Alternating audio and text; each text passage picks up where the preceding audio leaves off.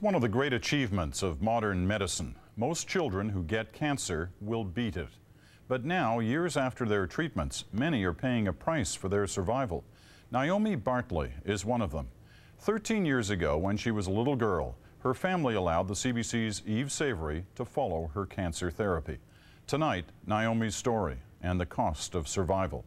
Here again, Eve Savory. 13.5 years ago, Ruth Bartley sat down to play a church hymn close to her heart. That day, her daughter had been diagnosed with cancer.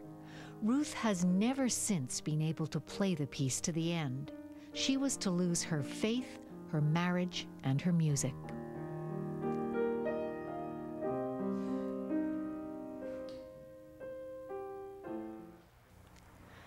It was November 1987 when Ruth and Peter Bartley brought their daughter to Sick Children's Hospital in Toronto. Naomi was only 7, but already a hospital veteran. I'm going to feel sick and I'm having radiation. Having chemo tomorrow, maybe. Her cancer was a rare form of leukemia that even now few survive. Doctors ordered 3 days of intense radiation to destroy the cancer cells. 65 milligrams IV push. Okay. Children's cancers are very aggressive, and Naomi got the maximum dose of chemotherapy. Okay, that's it. Can I go home now? But after that, everything depended on this little boy, Nathan, her 9-year-old brother. The bone marrow of the Bartleys' oldest son was a perfect match for his sister. As Nathan was wheeled away for his part in the transplant, he was sure he would save her. Ruth and Peter Bartley knew it was a slender hope. Against all the odds, Naomi survived. Music was this family's life, and when Naomi picked up her violin again, it seemed harmony had returned.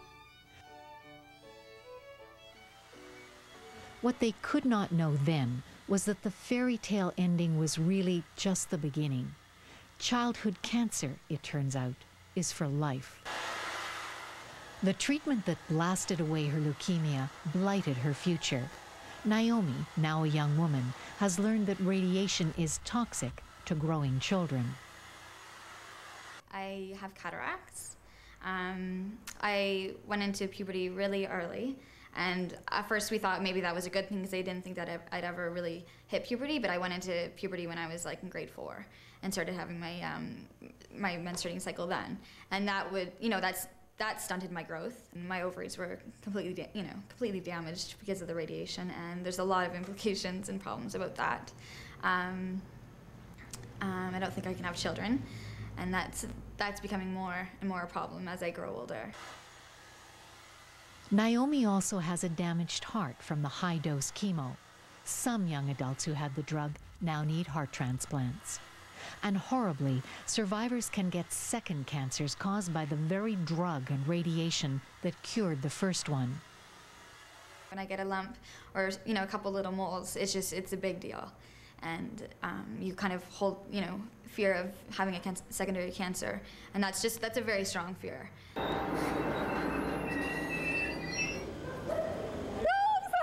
Naomi studies in Ottawa now. Her mother, Ruth, lives in the States, so every meeting is a joyful one. I miss you.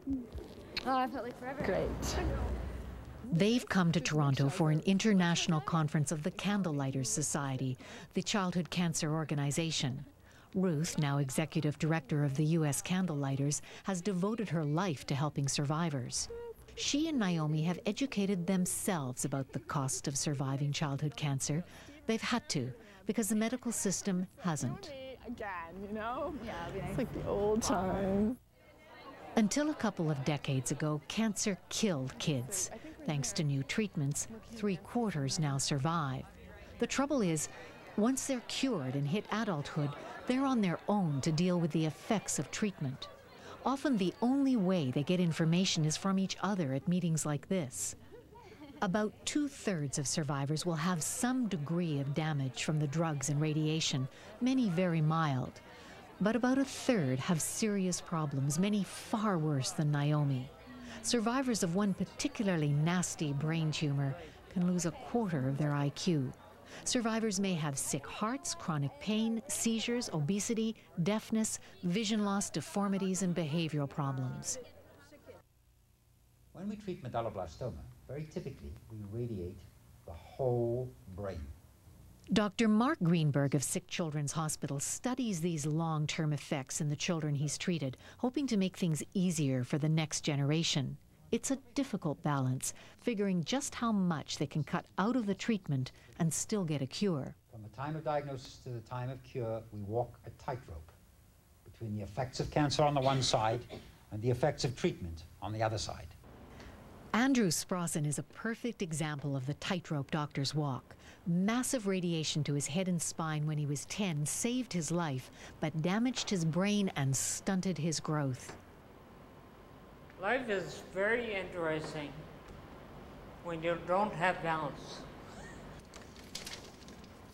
Even today, treatment for his kind of brain cancer has effects so severe, many will never work. 3/4 have to live with their parents. Not Andrew. He can still build his son a bed from scratch. At 37, memory and hearing are poor. His mind is good, but things take a while.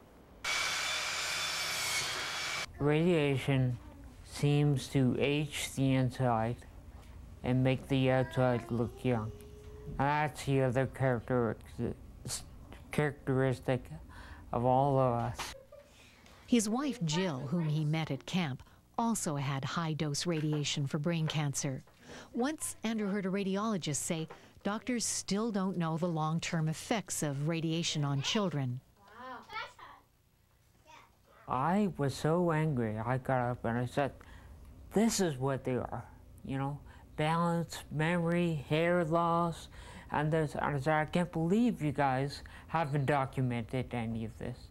So I found, I just moved to Ottawa from London, and I'm finding it hard to coordinate that all. Naomi is far more capable and knowledgeable than most survivors, yet even she is struggling to get the care she needs. She knows she's supposed to have her heart tested twice a year, but not how to go about it. My mom was always, there beside me and holding my hand when I got my blood taken and, making sure that I had the right appointment set up. And then all of a sudden, I'm living on my own, and it's just, I have to set up my echocardiogram, and some of the things I don't even, know what test I was doing, and couldn't phone up and just, I just feel really silly phoning up and asking, what test am I supposed to take? Thanks to her mother, Naomi knows what drugs and radiation she got. Few do. Nancy Keene, a Washington, D.C. author whose daughter had leukemia, says far too few childhood cancer clinics give patients an accurate record of their treatment. Survivors who don't know what their treatment was go through the rest of their life unable to give an accurate medical history to all of the doctors and other healthcare professionals who take care of them. And because of that, it's impossible for them to get the type of follow-up that they need.